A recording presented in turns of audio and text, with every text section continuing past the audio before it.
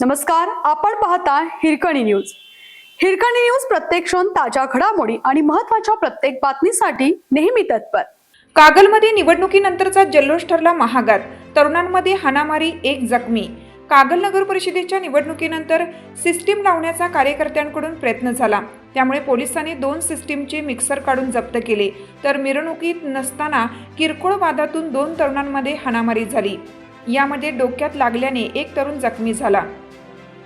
कागल नगर परिषद निवडणुकीची मतमोजणी झाल्यानंतर कायदा आणि सुव्यवस्था अबाधित राहावी यासाठी प्रशासनाच्या वतीनं मिरवणुका काढण्यास बंदी घालण्यात आली होती.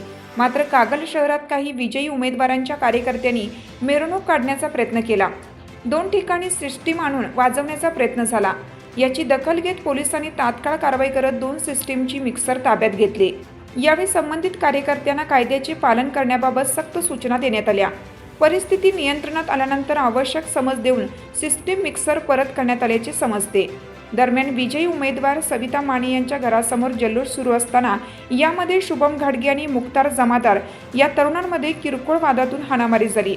या हाणामारीत मुख्तारच्या डोक्यास मार लागल्याने तो जखमी झाला. यानंतर वाद सोडून दोघांनाही बाजूला काढण्यात आले. त्यानंतर मुख्तार आपले मित्र घेऊन शुभम घाडगे याच्या घरी गेला व तिथे दोघात हाणामारी झाली. या घटनेबाबत शुभम घाडगे यांनी आपल्याला घरात घुसून मारहाण केल्याची तक्रार केल्याची समजते. कागल पोलिसात रात्री चौकशी केली असता तक्रार नोंद करण्याचं काम सुरू असल्याचे सांगण्यात आले. आपल्या हिरकणी न्यूज चॅनलला लाईक करा, शेअर करा आणि सबस्क्राईब करायला विसरू नका आणि रहा अपडेट.